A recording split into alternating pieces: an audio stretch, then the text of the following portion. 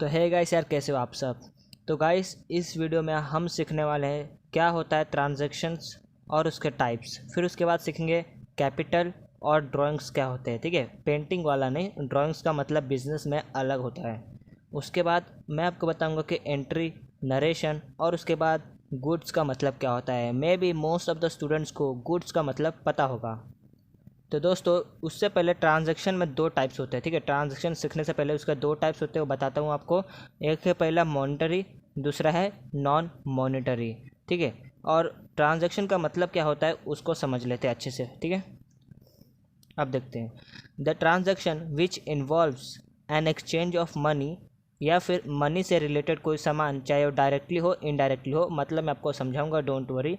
Also services is known as transaction. Simple Hindi भाषा में तुमको बताऊं तो लेन देन। कोई भी प्रोडक्ट या फिर कोई सामान का तुम लेन देन कर रहे हो, उसके बदले में पैसा दे रहे हो या फिर पैसे रिलेटेड कोई चीज़ जैसे सामान ही दे रहे हो, तो वो ट्रांजैक्शन हो रहा है, एक्सचेंज हो रहा है। सर्विसेज का क्या मतलब है? देखो, जब तुम डॉक्टर के पास जाते हो, तुम उसको अपने प्रॉब्लम बताते हो, वो तुम्हारा इलाज करता है, उसके बदले में वो तुमको दवा देगा। तो दवा दे रहा है, वो सर्विस दे रहा है। उसके बदले में तुम क्या देते हो? उसे पैसा देते हो। वही सेम बात स्कूल में, तुम एजुकेशन लेते हो, एजुकेशन क्या है? एक सर्विस है।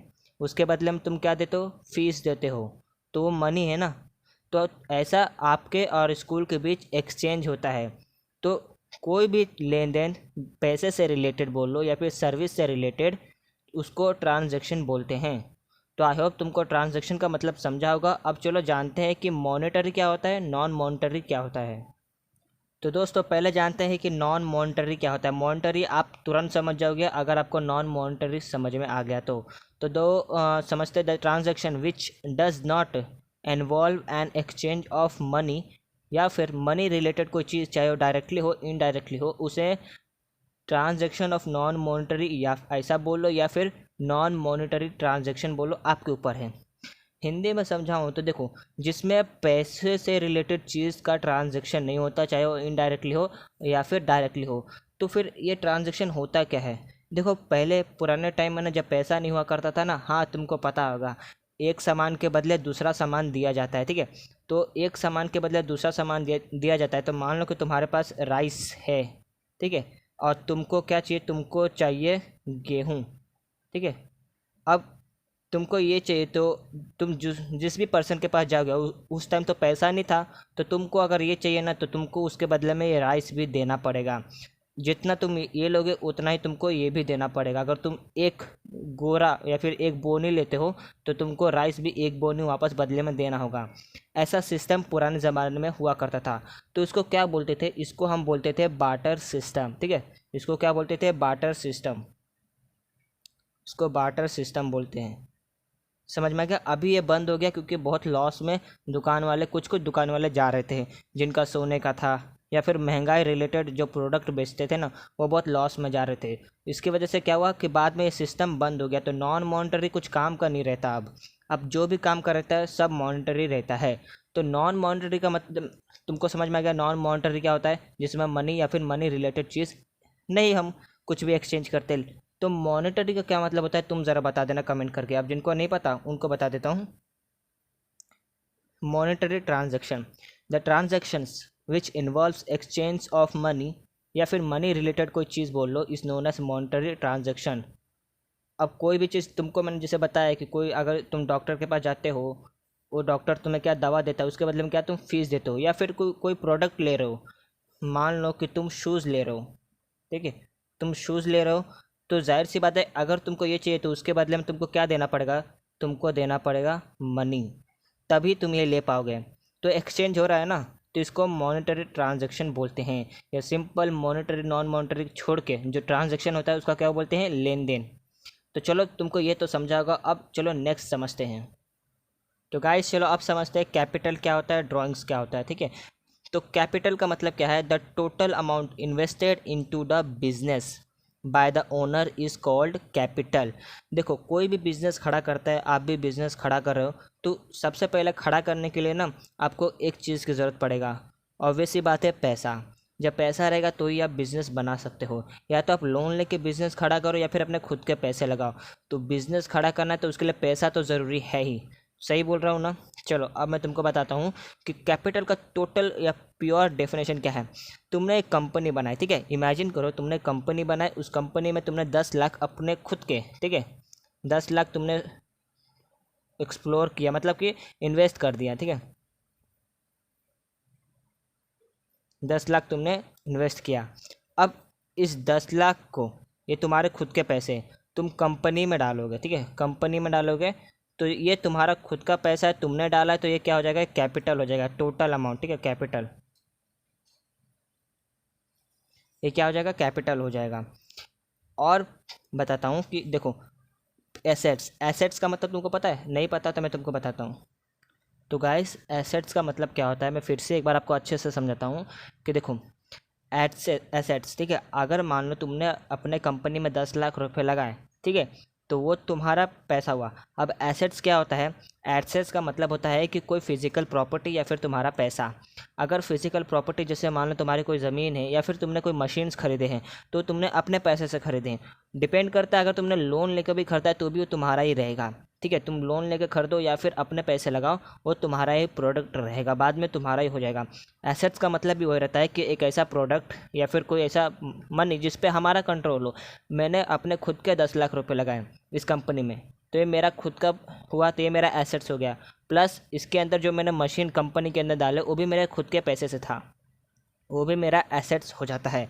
अब क्या लिखा है, excess of assets over the liabilities. Liabilities का मतलब होता है कर्जा लेना, ठीक है, अगर आप लोन लेते हो, मान लो कि आपने 10 लाख खुद के नहीं लगाया, आपने 10 लाख का लोन ले लिया, तो भले ही आपने लोन लिया लेकिन ये भी आपका ही पैसा रहेगा, तो ये भी एसेट्स ही रहेगा। लेकिन ये क्या है, लोन वाला पैसा है, बाद में आपको ये 10 लाख रुपये चुकाना ही है। तो अगर आपने लोन लेकर भी कोई सामान या फिर पैसा डाला है तो भी आपका ही एसेट्स माना जाएगा और उसको कैपिटल में गिना जाएगा। समझा यह बात? चलो फिर से आपको समझाता हूँ कि कैपिटल मतलब क्या होता है, एसेट्स मतलब क्या होता है। चलो लाइबिलिटीज़ का मतलब भी एक बार अच्छे से समझा देता हूँ।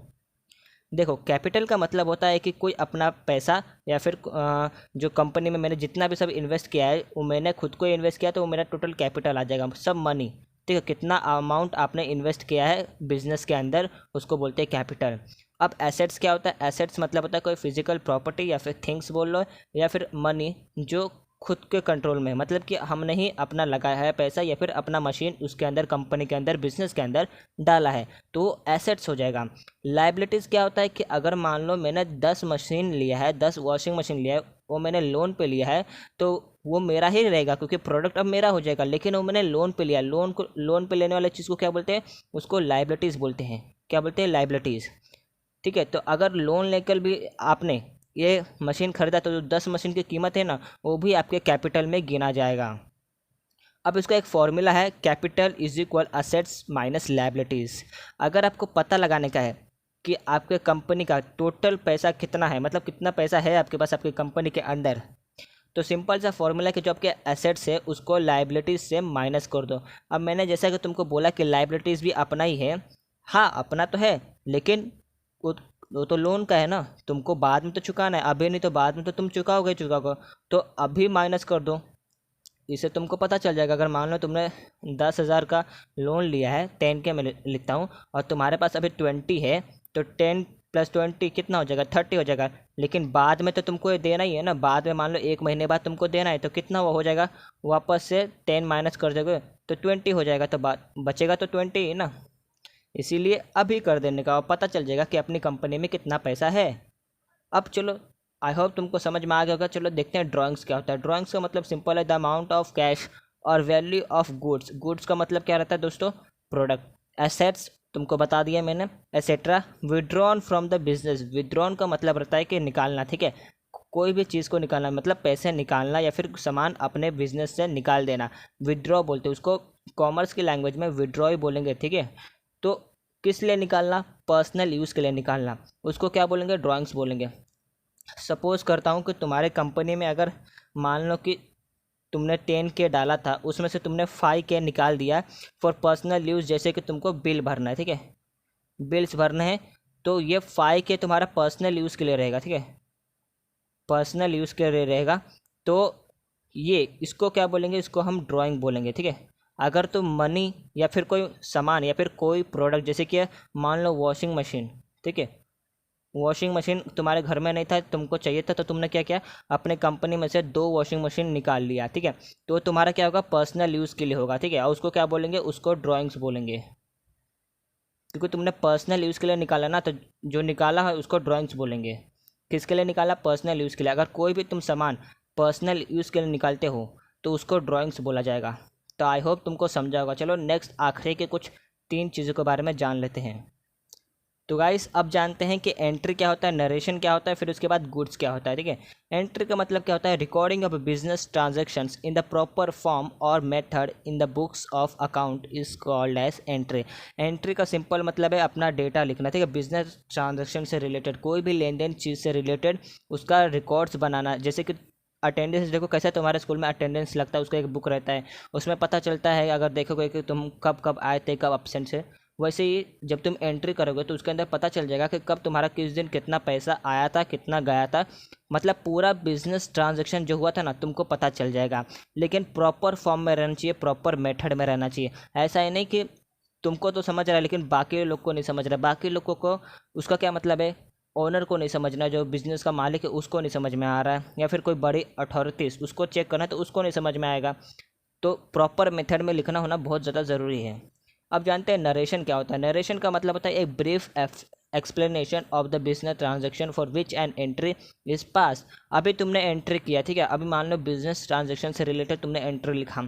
क्यों लिखा, किस लिए लिखा, मतलब कि मान लो कि तुमने 10,000 रुपये एंट्री लिख दिया है, 10,000 का ट्रांजैक्शन हुआ है, तुमने एंट्री में लिखा, लेकिन क्यों लिखा है। ऑब्वियस ये बात है, तुमने वो 10,000 रुपये किसको तो दिए होंगे या फिर कंपनी में आए होंगे, तो उसके बारे में एक ब्रीफ एक्सप्लेनेशन लिखना, उसको नरेशन बोलते हैं। नरेशन का भी एक मेथड रहता है, याद है तुमको, अगर तुम इंग्लिश में ऐसे लिखते हो, कॉम्पोजिशन लिखते हो, तो हर एक का अलग अलग फॉर्मेट रहता है, लेटर राइटिंग का अलग फॉर्मेट है। वैसे ही नरेशन या फिर एंट्री बोल लो, ठीक है। एंट्री में मान लेते हैं कि इसका भी एक प्रॉपर मेथड होता है, और नरेशन उसके नीचे ही लिखते हैं। मतलब एंट्री तुमने लिखा ना कि 10K कंपनी में आए हैं, तो उसके नीचे तुम ऐसा ब्रैकेट में एक ब्रीफ एक्सप्लेनेशन दोगे कि ये 10K कहाँ से आए हैं, किसने दिया है, ठीक है। और ये हमेशा स्टार्ट होगा बिंग से या फिर फोर से। तो समझ में आया नरेशन का मतलब क्या होगा, फिर से समझा दो कि एक ब्रीफ एक्सप्लेनेशन किसके बारे में, बिजनेस ट्रांजेक्शन के बारे में, कि एंट्री पास की, लेकिन क्यों पास किया हम लोगों ने, क्या रीज़न था, उसका जानने के लिए हम नरेशन करते हैं। अब चलो आखिरी समझते हैं गुड्स क्या होता है। गुड्स का मतलब क्या होता है, जो रेफर किसको करते हैं, मर्चेंडाइज, कमोडिटीज़, आर्टिकल्स या फिर कोई थिंग्स जिस विच ट्रेडेड ट्रेड। मतलब का क्या मतलब है सर, कि देखो अगर कोई सामान तुम बेच रहे हो, ठीक है, या फिर कोई प्रोडक्ट है, मशीन है, शूज़ है, ठीक है, मशीन है, ठीक है, मशीन्स है, शूज़ है, ठीक है, और भी बहुत सारे प्रोडक्ट हैं, उन सब को तुम बेच रहे हो, तो उसको क्या बोलेंगे, उसको कॉमर्स के लैंग्वेज में गुड्स बोलते हैं, ठीक है, उसको सामान बोलते हैं। या फिर तुम ऐसा भी बोल सकते हो कि प्रोडक्ट्स। लेकिन मोस्टली जो है ना बिजनेस में तुमने देखा होगा, जो बिजनेस रहता है ना उसमें ज़्यादातर गुड्स ही लिखा रहता है, एक समझने के लिए अंडरस्टैंडिंग लैंग्वेज है। तो गुड्स ही तुम बोलना, प्रोडक्ट का यूज़ कम करना, गुड्स यूज़ ज़्यादा करना। तो गाइस आई होप तुमको समझा होगा कि क्या है क्या नहीं गुड्स, नरेशन, फिर क्या सीखा हम लोग ने, एंट्री, फिर उसके बाद drawings and capital, transaction, monetary, non monetary, सब सीख लिया। तो वीडियो पसंद आएगा तो लाइक शेयर ज़रूर करना, सब्सक्राइब कर देना, और हाँ कौन सा वीडियो चाहिए नेक्स्ट टॉपिक पे कमेंट करके ज़रूर बताना, और शेयर ज़रूर करना भाई। So take care, bye bye, फिर मिलूँगा एक और नई वीडियो के साथ।